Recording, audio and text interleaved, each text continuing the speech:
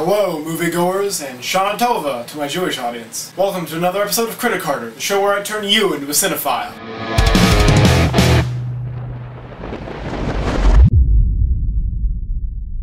I just got back from a midnight showing of 50/50, the new film directed by Jonathan Levine, written by Will Reiser, and starring Joseph Gordon-Levitt, Seth Rogen, Bryce Dallas Howard, Anna Kendrick, Anjelica Huston, and Philip Baker Hall.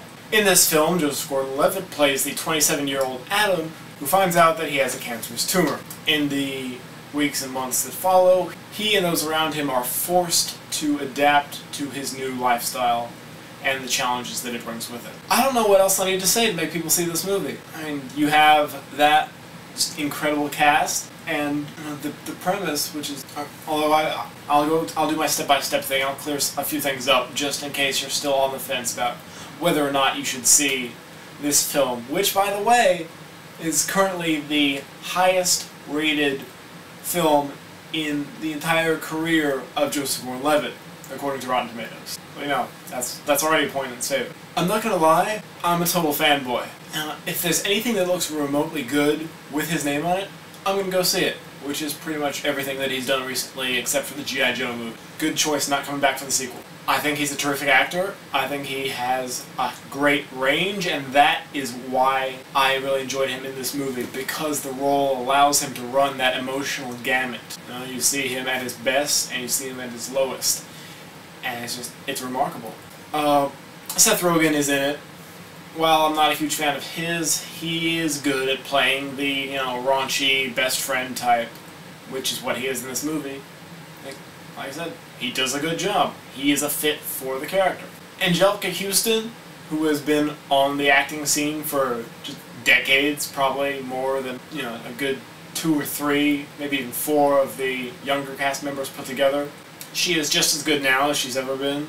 Philip Baker Hall, while he doesn't get a lot of screen time, I think he's just a really underrated character actor, and it's good to see him in something more mainstream that people might actually remember him for.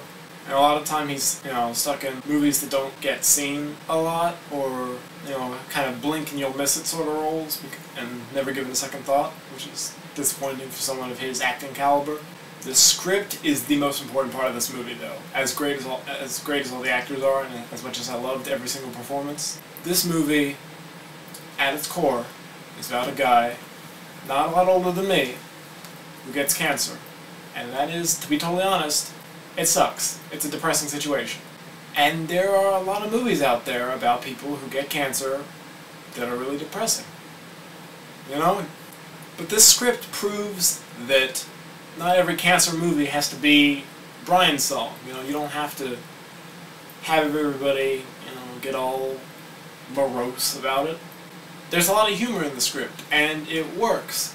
Mostly because it's not the expected route of let's make fun of the disease itself. There aren't any, I don't want to say any and be wrong about it, but if there are any, there are very few, maybe 1, 2, 3 at the most.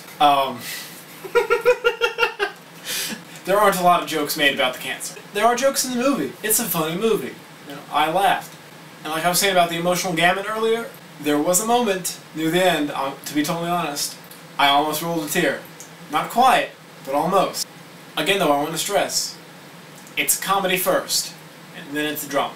Keep that in mind when you're going to see it.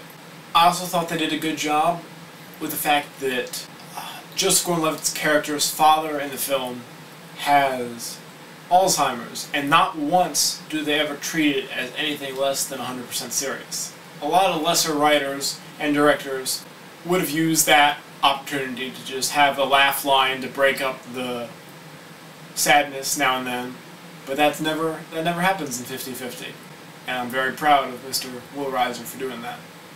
Or not doing that, I guess, is the case. And as biased as I may be, I'm going to give this film 4.5 bald Joseph Gordon-Levitts. It's a lot of bald Joseph Gordon-Levitts. Yes, it is. But he deserves every one of them. I'd almost go 5, but I'm not quite there. So 4.5 for now. Be sure to give me a big old thumbs up if you like this video, and subscribe to my channel if you haven't already, for whatever strange reason. Not sure why you haven't done that by now. We've been here for a good 2 months, something like that. You got last week's review of Moneyball over here, and we're gonna be doing, what is it, next week? The Ides of March.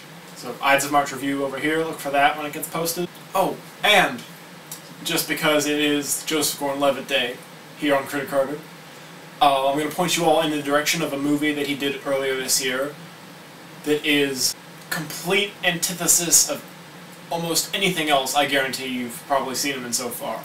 It's called Hesher, directed by first-time writer-director Spencer Susser. I'll have a review up on CritiCarter.com shortly. Oh, and yes, that's right. Now we have CritiCarter.com. We got Facebook.com/CritiCarter. We got Twitter.com/CritiCarter. Just those three. But it's a wonderful thing. Branding, branding, branding. You love it. I love it. It's a great thing. Fade to black.